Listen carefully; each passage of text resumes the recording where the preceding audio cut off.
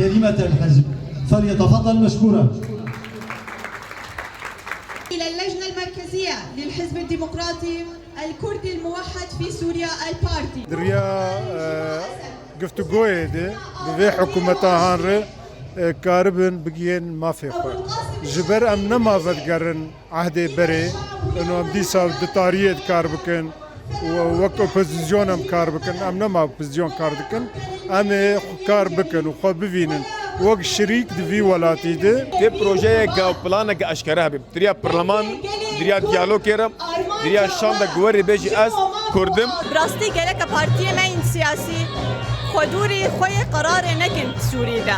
خودوری حکومت نکن گرک حمو یک بن اجبر کاربن مافی ما بگین سلطه مزن هذه كل بارتي كردها بدنك كونا بكبن كاري وايك به وجها به چه سياسي به چه اجتماعي به چه ثقافي به بنابك كرداتي باكن افشار سنة صالح ركان كردي قالت دام زيادين سوري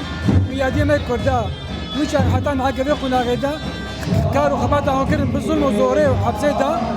ونام خوازن كحركات كردي جودا سوري انه حقوق كردا وري سبتاندن وجيب جيب كرن تشكا سوري دا يا مستقبل جامعه حقیقی کرده سری تشته هنی تنه ناس اگر سر چهار کرسی گدانه ما افت چهار کرسی هم اعتراف کریا به معنی انو ام صدی ام چهارن یعنی مع اعتراف خکریا مندکن ام ایرو شامه دا که احزاب ما کردی و قضیه ما کردی گره کبیرن که هنی تنه نسکنه دخوازم ام خوازن ما في ملت کرد ما في ملت كرد إيه ديمقراطي وإيه سياسي وإيه قومي بهفدور تثبيت بالدستور السوري ده. نویسانه دستور وزارت سیادی و دروا هندرو برگریه ادي كرد دوادا بجدار بن ابتني القام شلو امرونش تي تنكاري ما في خبيني كرتنوي شامي ودان وستان تشبيكو والشركي اشتيانا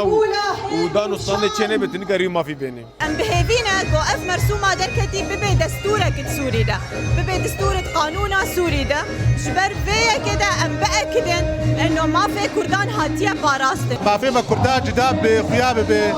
ومرسومات سيزده سراسر به حمود شته خيابه به حقيقي دستور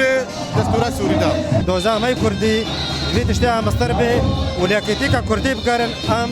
يرو قضيه خوي كردي سر قضيه حزبيره ام في ذاك جابكن يعني ونحييها سويا، فيا اهلا وسهلا بكم.